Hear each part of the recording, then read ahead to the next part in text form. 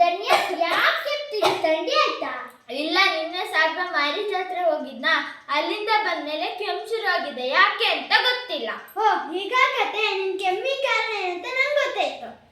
ಏನ್ ಕಾರಣ ಹೇಳು? ಜಾತ್ರೆ ತುಂಬಾ ವಾಹನ ಓಡಾಡ್ತಿದ್ವು ಧನ್ಯ.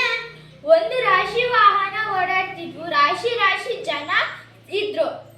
ನಿನ್ ಕೆಮ್ಮಿ ಕಾರಣ ಮುಖ್ಯವಾಗಿ ವಾಹನಗಳು ಹೊರಬಿಟ್ಟ ಹೊಗೆ ಹಾಗೂ ಜನರ ಓಡಾಟದಿಂದ ಧೂಳು ಮೇಲೇರಿ ವಾತಾವರಣ ಸೇರಿ ನಿನಗೆ ಅಲರ್ಜಿ ಆಗಿದೆ. ಆದ್ದರಿಂದ ನಿನಗೆ ಕೆಮ್ಮು ಶುರುವಾಗಿದೆ. ಅಲ್ಲಿ ವಾಯು ಮಾಲಿನ್ಯ ಆಗಿರುತ್ತದೆ. ವಾಯು ಮಾಲಿನ್ಯ ಎಂದರೆ ಏನು?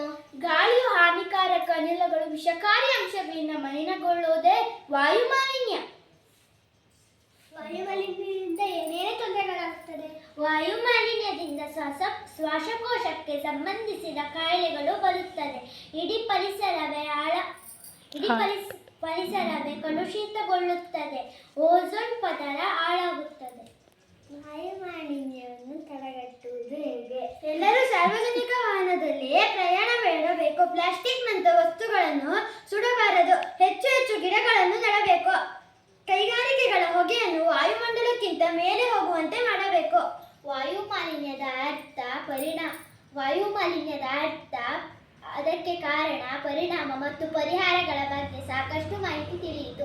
ಎಲ್ಲರಿಗೂ ಧನ್ಯವಾದಗಳು.